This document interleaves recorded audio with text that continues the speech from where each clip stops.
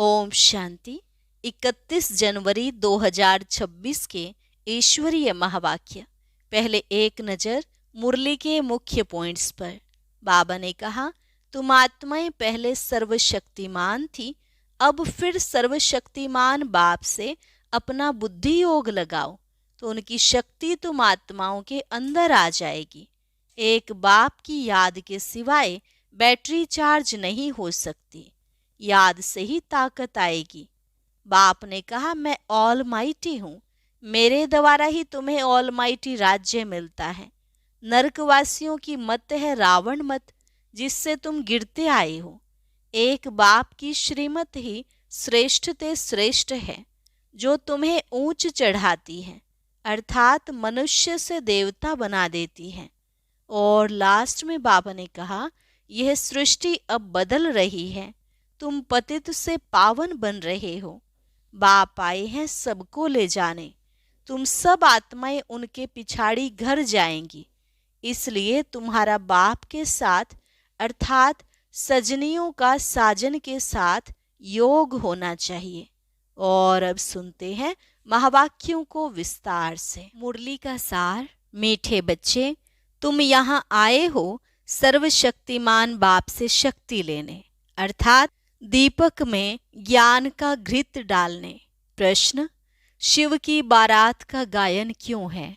उत्तर, क्योंकि शिव बाबा जब वापस जाते हैं तो सभी आत्माओं का झुंड उनके पीछे पीछे भाग कर जाता है। मूल वतन में भी आत्माओं का मनारा छत्ता लग जाता है। तुम पवित्र बनने वाले बच्चे बाप के साथ साथ जाते हो, साथ के कारण ही बारात का गायन है। ओम शांति। बच्चों को पहले पहले एक ही पॉइंट समझने की है कि हम सब भाई भाई हैं और वह सबका बाप है। उनको सर्वशक्तिमान कहा जाता है। तुम्हारे में सर्वशक्तियां थी, तुम विश्व पर राज्य करते थे। भारत में ही इन देवी देवताओं का राज्य था, गोया तुम बच्चों का राज्य था। तुम पवित्र देवी देवताएं थे। तुम्हारा कुल व डायनेस्टी है, वह सब निर्विकारी थे। कौन निर्विकारी थे? आत्माएं। अब फिर तुम निर्विकारी बन रहे हो, जैसे कि सर्वशक्तिमान बाप को याद कर उनसे शक्ति ले रहे हो। बाप ने समझाया है, आत्मा ही 84 का पार्ट बजाती है। उनमें जो सतो प्रधान ताकत थी, वह फिर दिन प्रतिदिन कम होती जाती है। सतो प्रधान से तमो प्रधान बनना है। जैसे बैटरी की ताकत कम होती जाती है तो मोटर खड़ी हो जाती है, बैटरी डिस्चार्ज हो जाती है। आत्मा की बैटरी फुल डिस्चार्ज नहीं होती, कुछ न कुछ ताकत रहती है। जैसे कोई मरता है तो दीपक जलाते हैं, उसमें घृत डालते हैं कि ज्योति बुझ ना जाए। बैटरी की ताकत कम होती है तो फिर चार्ज करने रखते हैं। अभी तुम बच्चे समझ से हो, तुम्हारी आत्मा सर्वशक्तिमान थी, अब फिर तुम सर्वशक्तिमान बाप से अपना बुद्धि योग लगाते हो तो बाबा की शक्ति हमारे में आ जाए। क्योंकि शक्ति कम हो गई है, थोड़ी जरूर रहती है, एकदम खत्म हो जाए तो फिर शरीर न रहे। आत्मा बाप को याद करते करते बिल्कुल प्योर हो जाती है। सतयुग में तुम्हारी बैटरी फुल चार्ज होती है, फिर थोड़ी थोड़ी कम होती जाती है। त्रेता तक मीटर कम होता है, जिसको कला कहा जाता है।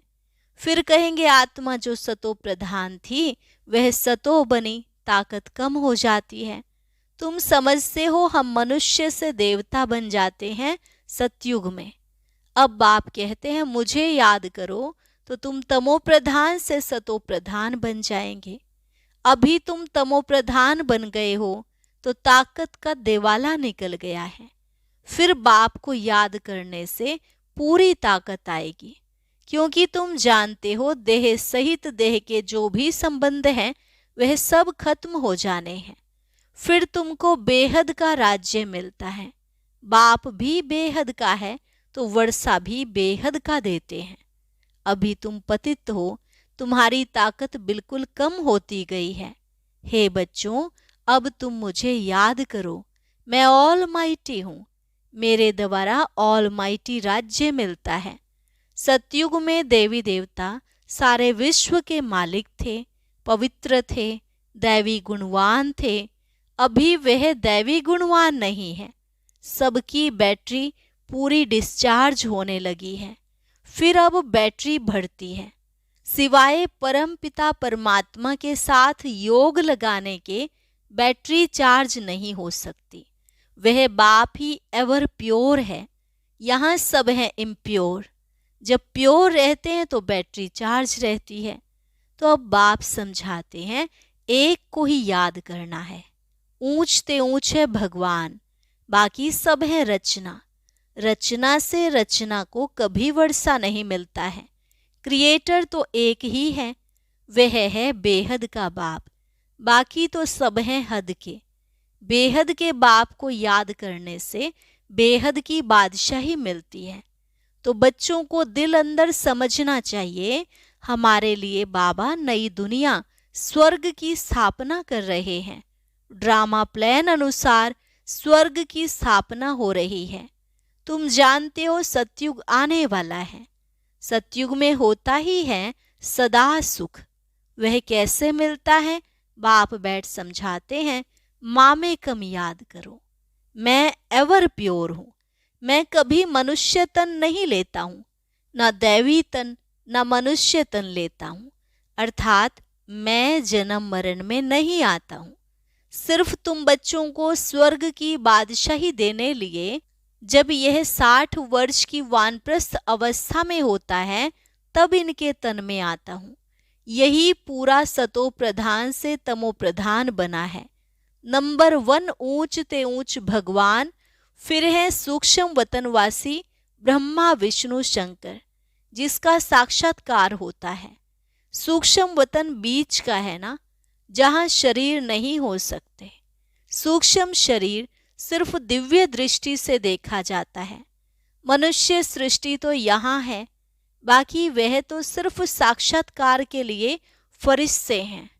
तुम बच्चे भी अंत में जब बिल्कुल पवित्र हो जाते हो तो तुम्हारा भी साक्षात्कार होता है। ऐसे फरिश्ते बन फिर सतयुग में यहाँ ही आकर स्वर्ग के मालिक बनेंगे। यह ब्रह्मा कोई विष्णु को याद नहीं करते हैं, यह भी शिव बाबा को याद करते हैं और यह विष्णु बनते हैं। तो यह समझना चाहिए ना, इन्होंने राज्य कैसे पाया? लड़ाई आदि तो कुछ भी होती नहीं। देवताएं हिंसा कैसे करेंगे? अभी तुम बच्चे बाप को याद करके राजाई लेते हो, कोई माने ना माने। गीता में भी है, हे बच्चों देह सहित देह के सब धर्म छोड़ माँ में कम याद करो। उनको तो देह है नहीं जो ममत्व रखें। कहते हैं मैं थोड़े समय के लिए इनके शरीर का लोन लेता हूँ, नहीं तो मैं नॉलेज कैसे दूं? मैं बीज रूप हूं ना। इस सारे झाड़ की नॉलेज मेरे पास है और किसको पता नहीं सृष्टि की आयु कितनी है, कैसे इनकी स्थापना पालना विनाश होता है। मनुष्यों को तो पता होना चाहिए। मनुष्य ही पढ़ते हैं, जानवर तो नहीं पढ़ेंगे ना। वह पढ़ते हैं हद की पढ़ाई। बाप तुमको बेहद की पढ़ाई पढ़ाते हैं, जिससे तुमको बेहद का मालिक बनाते हैं। तो यह समझाना चाहिए कि भगवान किसी मनुष्य को अथवा देहधारी को नहीं कहा जाता। ब्रह्मा विष्णु शंकर को भी सूक्ष्म देह है ना, इन्हों का नाम ही अलग है। इनको भगवान नहीं कहा जाता। यह शरीर तो इस दादा की आत्मा का तख्त था, अकाल तख्त है ना। अभी यह अकाल मूर्त बाप का तख्त है। अमृतसर में भी एक अकाल तख्त है। बड़े बड़े जो होते हैं वह अकाल तख्त पर जाकर बैठते हैं। अभी बाप समझाते हैं यह सब अकाल आत्माओं के तख्त हैं। आत्मा अकाल है जिसको काल खा न सके। बाकी तख्त तो बदलते रहते हैं। अकाल मूर्त आत्मा इस तख्त पर बैठती है। पहले छोटा तख्त होता है, फिर बड़ा हो जाता है। आत्मा एक शरीर छोड़ दूसरा लेती है। आत्मा अकाल है। बाकी उनमें अच्छे व बुरे संस्कार होते हैं, तब तो कहा जाता है ना, कर्मों का यह फल है। आत्मा कभी विनाश नहीं होती है, आत्मा का बाप है एक। यह तो समझना चाहिए ना। यह बाबा कोई शास्त्रों की बात सुनाते हैं क्या? शास्त्र आदि पढ़ने से वापिस तो कोई जा नहीं सकते, पिछाड़ी में सब जाएंगे। जैसे टिड्डियों का अथवा मधुमक्खी का झुंड जाता है ना, मधुमक्खियों की भी क्वीन होती है, उनके पिछाड़ी सब जाते हैं। बाप भी जाएंगे तो उनके पिछाड़ी सब आत्माएं जाएंगी। वहां मूल वतन में जैसे सब आत्माओं का मनारा छत्ता है, यहाँ फिर है मनुष्यों का झुंड। तो यह झुंड भी एक दिन भागना है। बाप आकर सब आत्माओं को ले जाते हैं। शिव की बारात कहा जाता है। बच्चे कहो अथवा सजनियां कहो, बाप आकर बच्चों को पढ़ाकर याद की यात्रा सिखलाते हैं। पवित्र बनने बिगर तो आत्मा जा नहीं सकती। जब पवित्र बन जाएगी तब पहले पहले शांति धाम जाएगी। वहां जाकर सब निवास करते हैं। वहां से फिर धीरे धीरे आते रहते हैं, वृद्धि होती रहती है। तुम ही पहले पहले भागेंगे बाप के पिछाड़ी। तुम्हारा बाप के साथ अथवा सजनियों का साजन के साथ योग है। राजधानी बननी है ना, सब इकट्ठे नहीं आते हैं। वहां सब आत्माओं की दुनिया है। वहां से फिर नंबरवार आते हैं। झाड़ धीरे धीरे वृद्धि को पाता है। पहले पहले तो है आदि सनातन देवी देवता धर्म जो बाप स्थापन करते हैं। पहले पहले हमको ब्राह्मण बनाते हैं। प्रजापिता ब्रह्मा है ना, प्रजा में भाई बहन हो जाते हैं। ब्रह्मा कुमार और कुमारियां ढेर हैं। जरूर निश्चय बुद्धि होंगे, तब तो इतने ढेर हुए हैं। ब्राह्मण कितने होंगे, कच्चे व पक्के? कोई तो 99 मार्क्स लेते हैं, कोई 10 मार्क्स लेते हैं, तो गोया कच्चे ठहरे ना। तुम्हारे में भी जो पक्के हैं वह जरूर पहले आएंगे, कच्चे वाले पिछाड़ी में आएंगे। यह पार्टधारियों की दुनिया है जो फिरती रहती है। सतयुग, त्रेता, द्वापर, कलयुग, यह पुरुषोत्तम संगम युग है। यह अभी बाप ने बताया है। पहले तो हम उल्टा ही समझ से आए कि कल्प की आयु लाखों वर्ष है। अभी बाप ने बताया है यह तो पूरा 5000 वर्ष का चक्र है। आधा कल्प है राम का राज्य, आधा कल्प है रावण का राज्य। लाखों वर्ष का कल्प होता तो आधा आधा भी हो न सके। दुख और सुख की यह दुनिया बनी हुई है। यह बेहद की नॉलेज बेहद के बाप से मिलती है। शिव बाबा के शरीर का कोई नाम नहीं है। यह शरीर तो इस दादा का है। बाबा कहाँ है? बाबा ने थोड़े समय के लिए लोन लिया है। बाबा कहते हैं हमको मुख तो चाहिए ना। यहाँ भी गौमुख बनाया हुआ है। पहाड़ी से पानी तो जहाँ तहाँ आता है, यहाँ फिर गऊ का मुख बना दिया है, उससे पानी आता है। उनको गंगा जल समझ लेते हैं। अब गंगा फिर कहाँ से आई? झूठी काया, झूठी माया, झूठा सब संसार।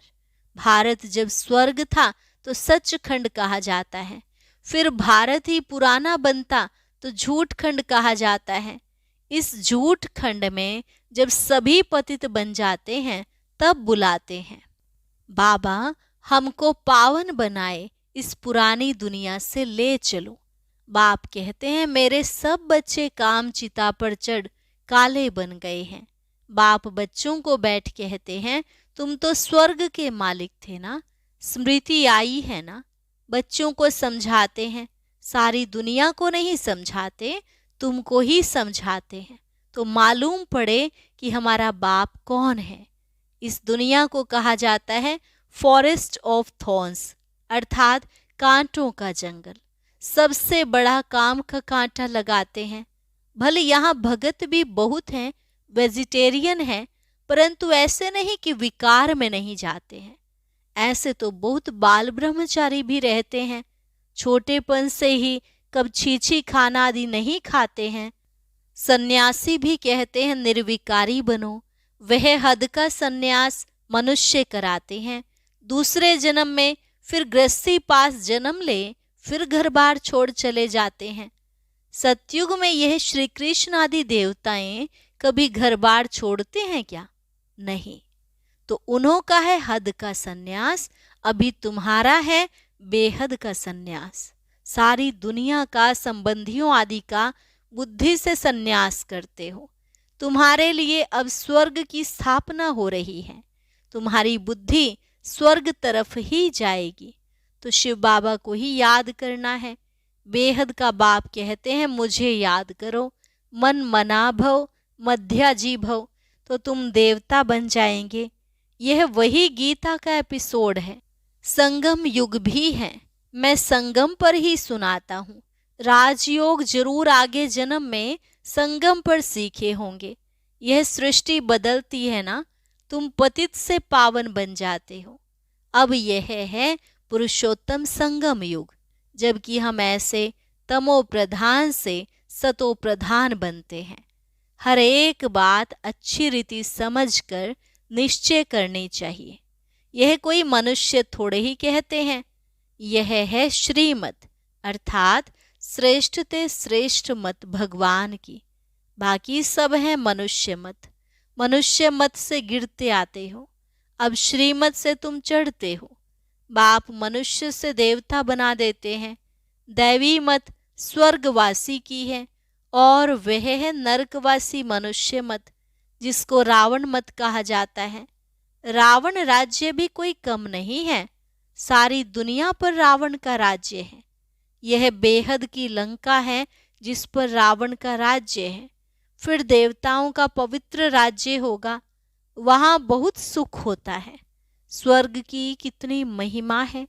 कहते भी हैं स्वर्ग पधारा तो जरूर नरक में था ना, हेल से गया तो जरूर फिर हेल में ही आएगा ना। स्वर्ग अभी है कहाँ? यह बातें कोई शास्त्रों में नहीं है।